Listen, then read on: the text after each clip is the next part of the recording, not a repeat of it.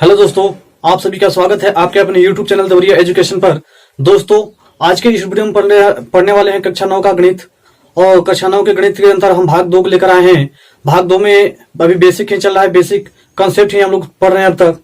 तो चलिए देखते हैं बेसिक कंसेप्ट हम लोग। तो हमने कहां तक चर्चा कर लिए थे हम लोग? यहां तक पढ़ लिए थे, पूर्ण संख्या तक। इसके पहले वाले भाग में हम पूर्ण संख्या तक चर्चा कर लेते। एक बार उसको उन तीनों चारों बिंदुओं को हम एक बार लेकर 2 मिनट का समय लेकर आपको रिवीजन कर देते हैं। चलिए, हम सबसे पहले पढ़े थे संख्या।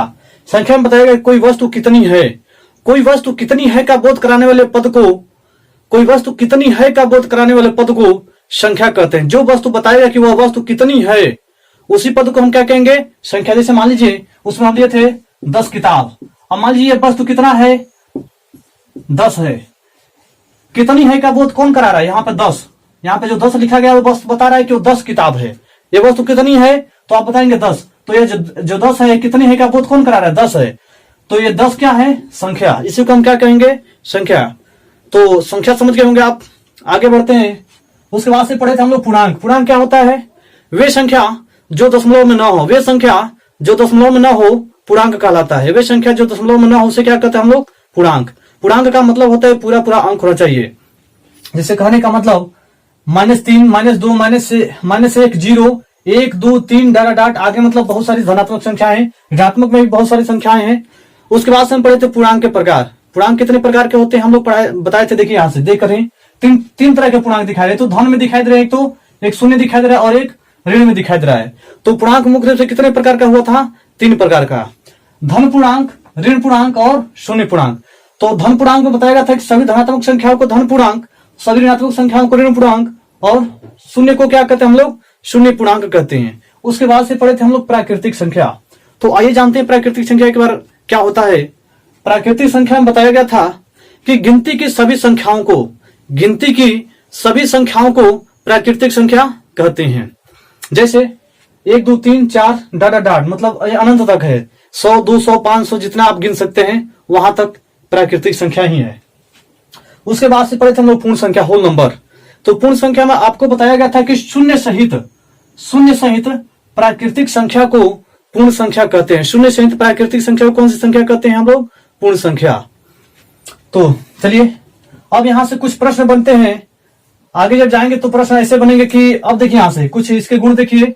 इनमें अगर आपसे प्रश्न यह किया जाए, आपसे यह प्रश्न पूछा जाए कि सभी पूर्ण संख्या, ये बताइए कि सभी पूर्ण संख्या प्राकृतिक संख्या होती है।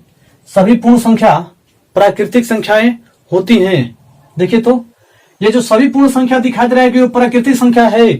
नहीं है, प्राकृतिक संख्या नहीं है। तो मतलब इसका मतलब यह होगा कि सभी पूर्ण संख्या प्राकृतिक संख्या नहीं होती। देखिए 1, 2, 3, 4, 5 यहां से तो मिल रहा है, लेकिन 0 नहीं मिला है। 0 भी हम कहें कि सभी पूर्ण संख्या प्राकृतिक संख्याएं नहीं होती।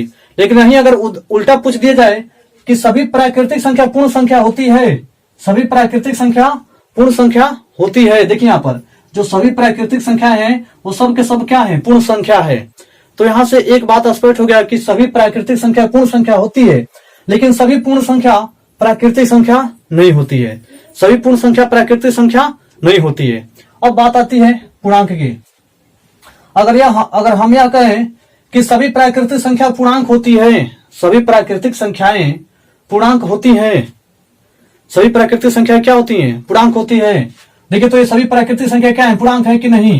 ये जो सभी है प्राकृतिक संख्या सब के सब क्या है? पूर्णांक है। लेकिन इसमें पूर्णांक आप जानते हैं बहुत सारे पूर्णांक है। इसमें कौन से पूर्णांक है? 1, 2, 3, 4, मतलब पूर्णांक की श्रेणी में सब के सब आ रहे हैं। सभी क्या है? पूर्णांक इसके श्रेणी में आ रहे हैं। सभी प्राकृतिक संख्याएं पूर्णांक की श्रेणी में आ रहे हैं। इसका मतलब सभी प्राकृतिक संख्याएं पूर्णांक होती हैं। सभी प्राकृतिक संख्या क्या होती है? पूर्णांक होती हैं। अगर हम यह कहें कि सभी पूर्णांक प्राकृतिक संख्या होता है, जो सभी पूर्णांक होते हैं वो सब के सब क्या होते हैं? प्राकृतिक संख्या होते हैं। यहाँ पर देखिए तो ये जो सभी पूर्णांक है वो सब के सब प्राकृतिक संख्या है? ये सब के सब प्राकृतिक संख्या है? नहीं है। देखिए पूर्णांक में 3 प्रकार के पूर्णांक पड़े। एक तो धन पूर्णांक है, शून्य भी है और माइनस में भी है, लेकिन यहाँ पे केवल धन पूर्णांक ही है। तो इसका मतलब जो सभी पूर्णांक है, ये जो सभी पूर्णांक है प्राकृतिक संख्या नहीं होती। इससे एक बात क्लियर हो गया कि सभी प्राकृतिक संख्याएं, ये जो सभी प्राकृतिक संख्याएं पूर्णांक होती हैं, लेकिन सभी पूर्णांक प्राकृतिक संख्या नहीं होता। सभी पूर्णांक प्राकृतिक संख्या नहीं होता। अब चलिए बात आती है इसकी, इन दोनों को लेकर हम एक निष्कर्ष निकालते हैं।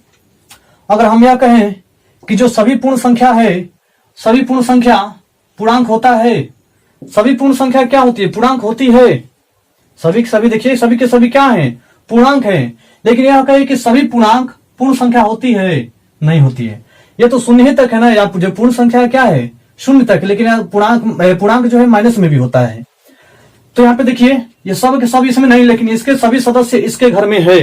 तो इसका मतलब ये जो सभी पूर्ण संख्या होती है पूर्णांक होती है, लेकिन सभी पूर्णांक पूर्ण संख्या नहीं होता। सभी पूर्णांक पूर्ण संख्या नहीं होता है। इससे 4-5 बातें हमको स्पष्ट हो गया। चलिए देखिए क्या पता चल गया। एक तो सभी प्राकृतिक संख्या, सभी प्राकृतिक संख्या, ये जो सभी प्राकृतिक संख्या क्या होती है? पूर्ण संख्या होती है। पूर्ण संख्या होती है। लेकिन सभी पूर्ण संख्या प्राकृतिक संख्या नहीं होता, इसका उल्टा। सभी पूर्ण संख्या